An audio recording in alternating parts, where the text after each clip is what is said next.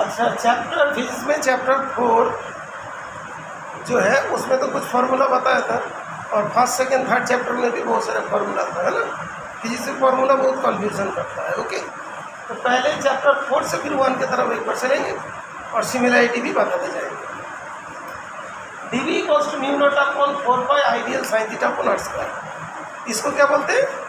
पायोट-सावर्ट्स law. इससे क्या find होता है? Magnetic field. आइडियल को क्या बोलते हैं? Current element. डायग्राम होता है ऐसा।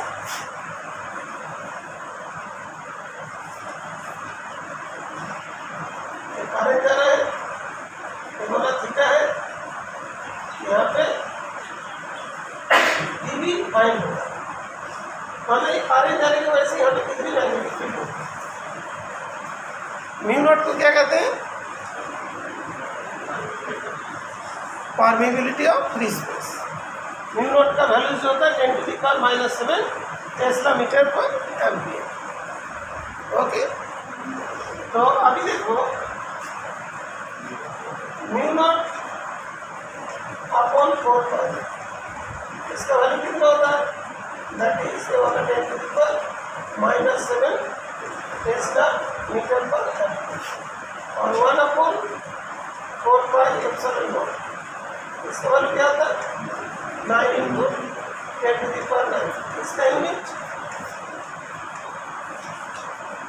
इसका यूनिट कुछ भी नहीं। यस, जैसे इसका यूनिट निकाला था, इसका यूनिट कैसे निकलेगा? कैसे निकलेगा? F equals to K Q1 upon R square.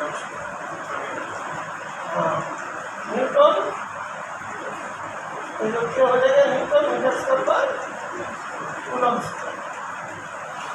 Newton metre square पर कूलम स्क्वायर।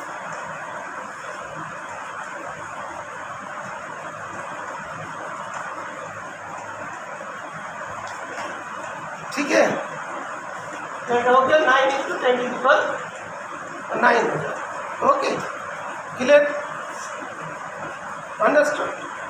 ये दोनों चीज़ को जब हम लोग डिवाइड कर देते हैं, एक बहुत इंपॉर्टेंट चीज़ है। ओके, तो 1/4 पाई एप्सिलॉन नॉट तो हम लोग इससे डिवाइड कर देते हैं, म्यू नॉट अपॉन 4 पाई से डिवाइड कर देते हैं। ये क्या हुआ? 9 × 10⁹ डिवाइड बाय 10⁻⁻। ये जब काट टूट गया तो 1/4 पाई एप्सिलॉन नॉट और 4 pi upon mu naught. 4 pi cancel, तो ये हो जाएगा 9 × 10⁻⁷ 1/म्यू नॉट एप्सिलॉन नॉट होगा 3 × 10⁻⁹ 9 × 10⁻⁷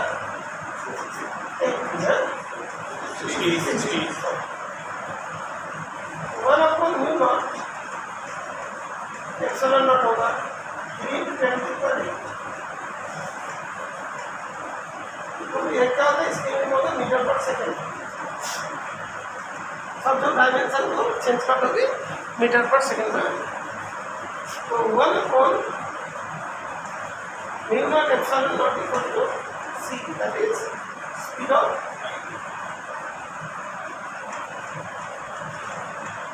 ऑफ लाइट। ठीक है, एक भी ये वाला भी डेरिवेशन इसी चैप्टर में।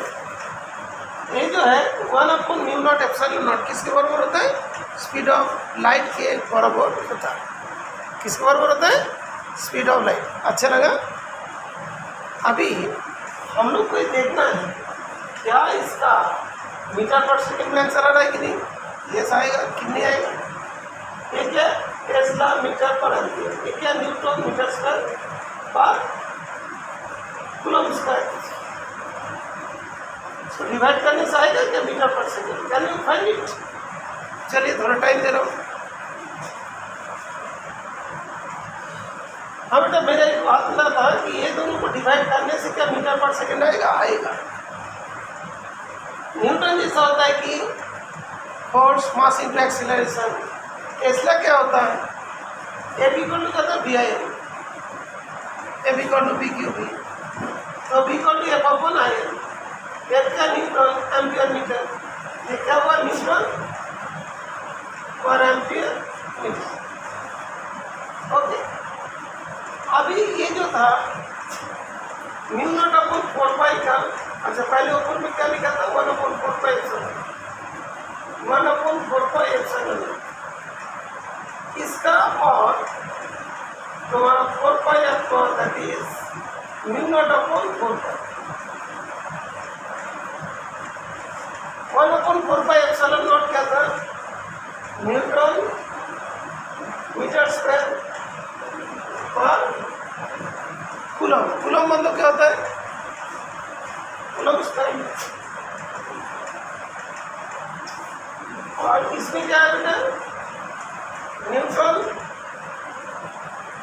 पर एम्पियर पर मीटर, है ना? Newton newton cancel, meter meter cancel, meter meter cancel. यहाँ पे कौन सी थी? और एक चीज आ गई यहाँ पे, और एक चीज आ गई। यस, तो पूरा लिखा है। हाँ, ये तो इसका है ना, न्यूटन एम्पियर पर मीटर, और एक मीटर था और एक एम्पियर था। ओके, ओके बेटा, तो इसको दोबारा लिखो।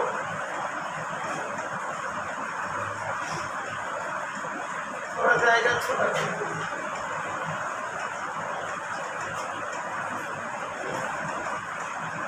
1/4 पाई एप्सिलॉन नॉट का ही बोला था, इसको छोटा कर दो बेटा। कूलम, कूलम मतलब क्या होता है?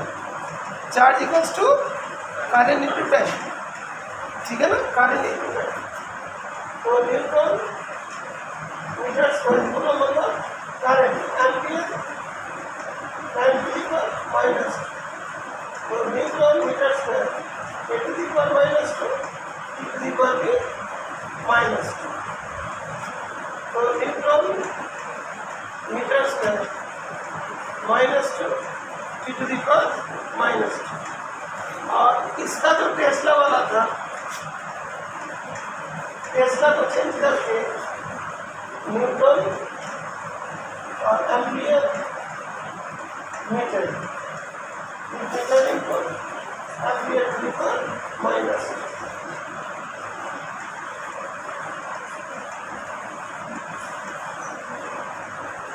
Ampere to the power minus 2।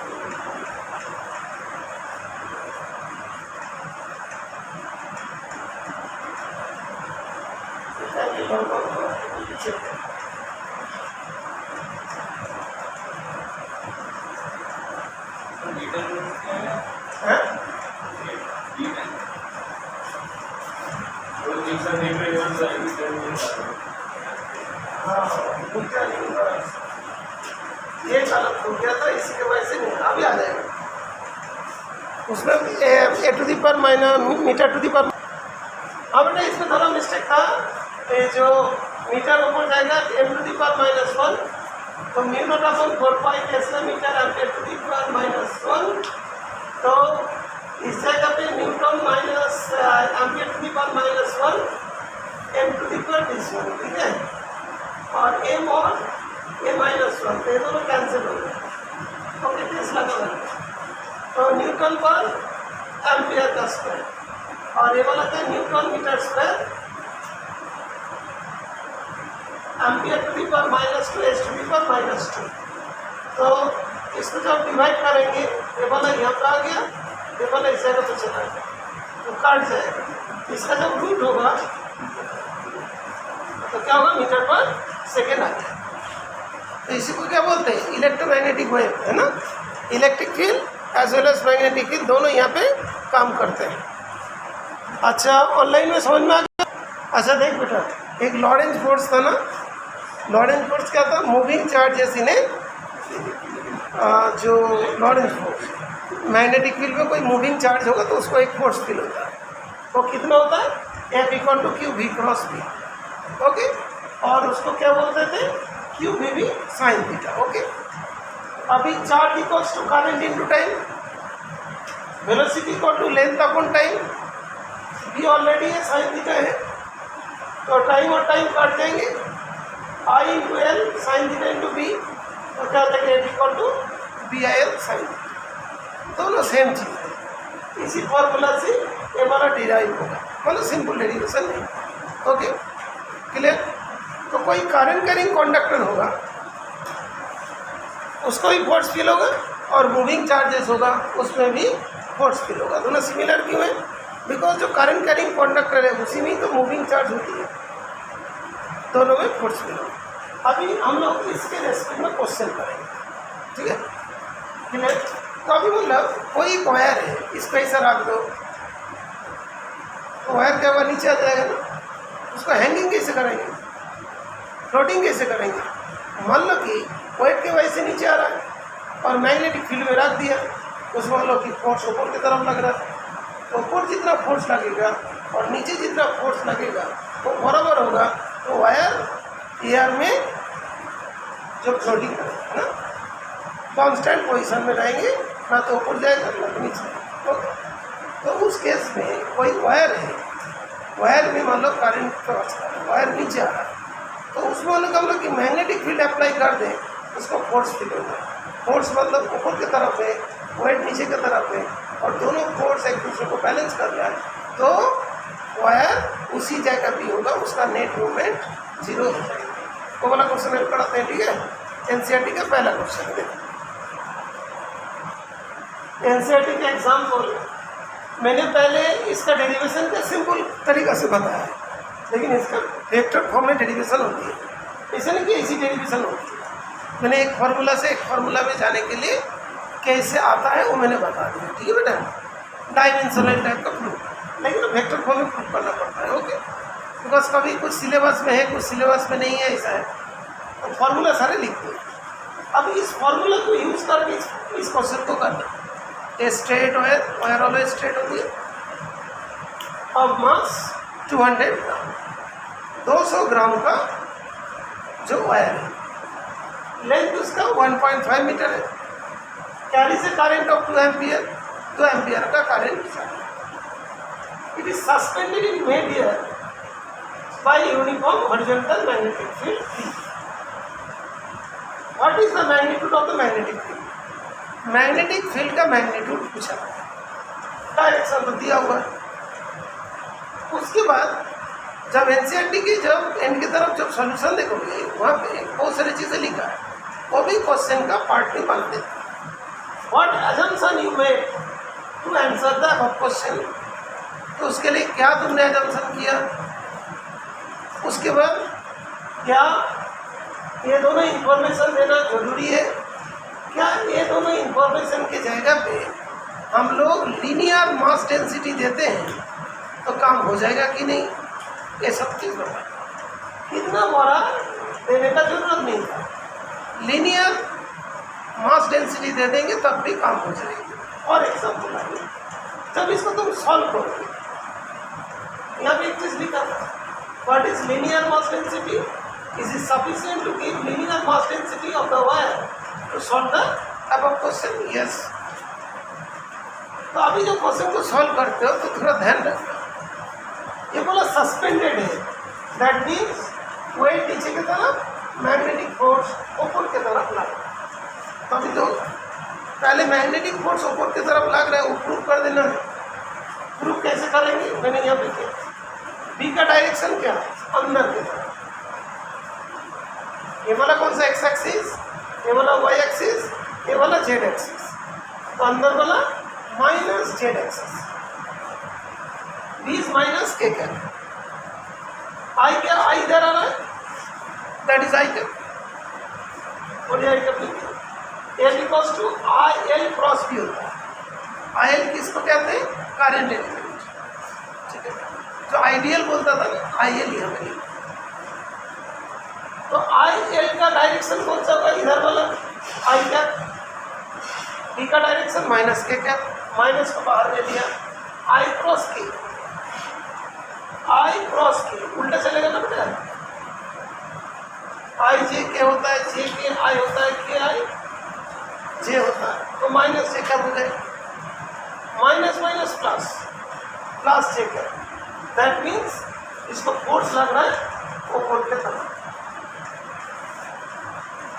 ये पहले लिख देना है कि फोर्स ऊपर की तरफ लग रहा है, एम जी नीचे की तरफ है, इसीलिए सस्पेंडेड।